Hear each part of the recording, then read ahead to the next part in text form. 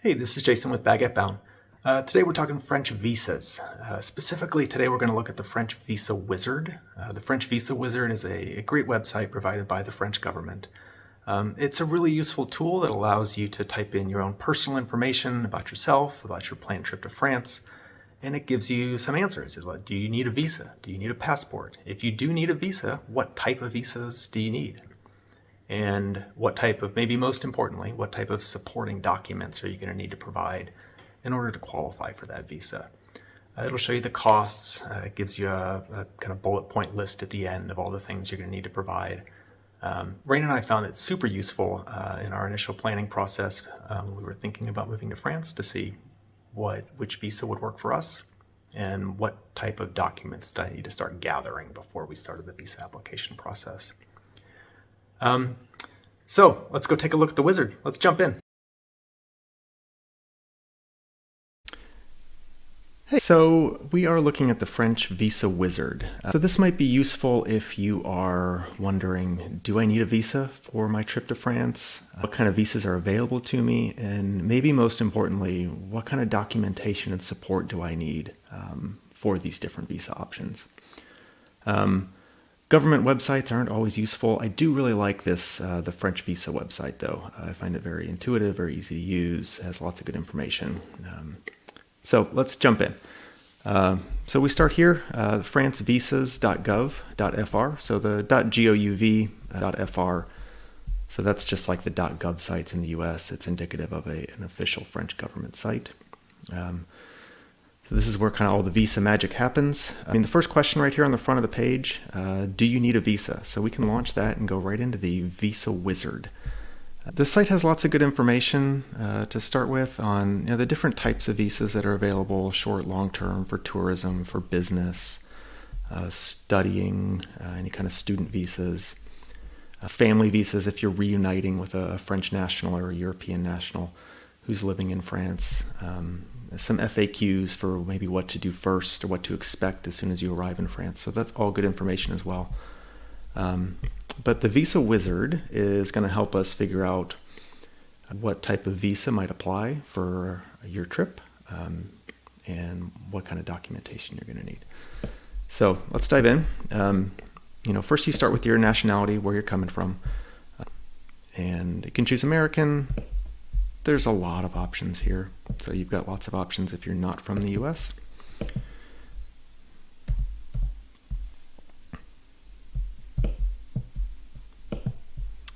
And again, where are you coming from? Where are you actually going to be applying? So just because you're American or have a certain nationality doesn't mean you're going to be actually submitting your application in that place. But for an example, we can just check that we are in the US of A and we're submitting our visa in the US of A. Short stay, long stay, airport transit. I don't know that airport transit is really useful, at least coming from the US. A passport will work for this if you're just coming through the airports.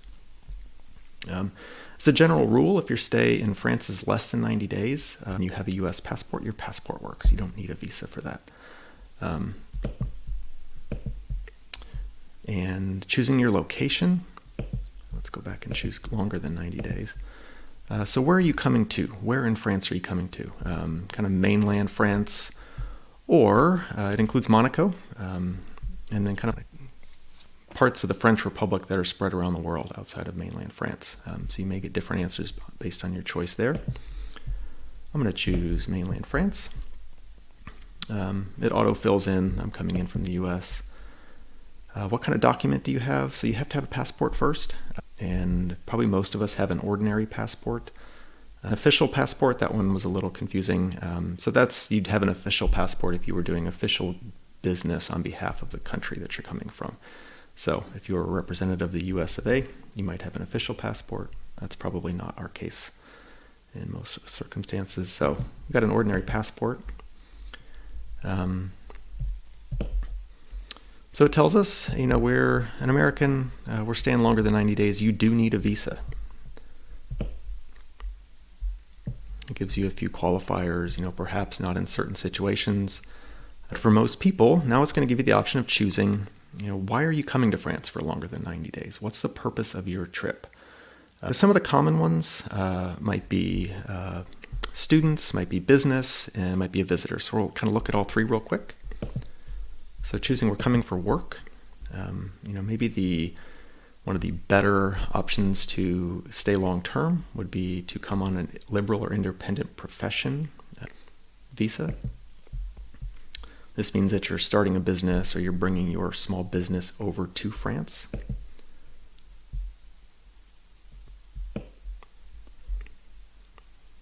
It shows you all the prereqs that you need. So a travel document, your passport, issued less than 10 years ago, containing 2 blank pages. An ID photograph. You're going to have to provide a photograph as part of the visa application process. If you're not a U.S. citizen, your legal status in the U.S. And again, the official travel document, note verbal. So an official travel document would be, again, a passport signifying that you're acting on behalf of the United States government, some official U.S. business. It probably doesn't apply to you. So for the liberal independent professions visa, shows you've got authorization corresponding to the exercise of your profession or proof of registration. So some of these types of businesses that you open are regulated businesses, and if not, is not subject to a specific authorization, then some type of documentation specifying your professional project in France. You need like a business case. You need a business plan. You need to show that why this business is going to be successful. If you've already started this business, you maybe provide evidence of what your business is currently and how successful it's been, and how you're going to move that to France. If you're starting a new business, this is kind of a business plan. You need to convince the government of France that this business that you want to start here in France is going to be successful. And then as well as you need to show proof of funds. In this case, because you're starting a business, you need to show that this business that you're going to start has the capacity to provide to a level of sufficient resources according to the minimum wage. In France, the minimum wage is called the SMIC, the SMIC. It stands for like salary minimum de croissance. So like the minimum growth wage or minimum growth salary. So in 2024 right now, the monthly SMIC would be 1,766 euros and 92 cents. That changes every year as the minimum wage changes. So if you're watching this in the future, you want to check that number again, see what it's changed to. So if you're making a business plan, you need to show that it's going to make more than 1,766 euros per month.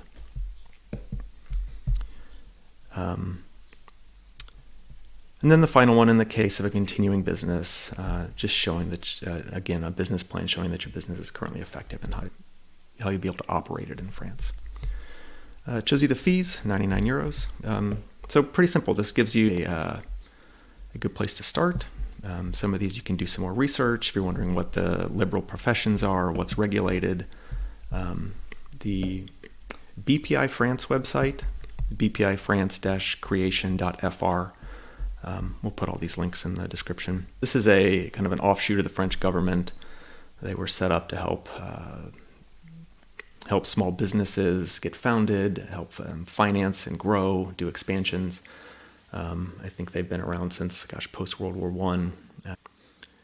And it's another great site. It lists all the regulated professions. So if you're looking to set up a business and there's specific regulations that you need to meet, specific sign-off that you need to show. So it gives a list of those. The unregulated professions, it tells you there is no official list of these so-called unregulated liberal professions. But there's a large number of them. There's a lot of opportunities here. The trick is showing that you can do a successful business. But long list, some kind of generic ones like a coach or a consultant, some crazy ones down here at the bottom, a verifier, a clairvoyant, a translator. So there's just lots of options in this unregulated profession. Again, you just have to show that you can pull off a successful business in some of those. So you can back out and you can just kind of play with this and see, what are all the different options.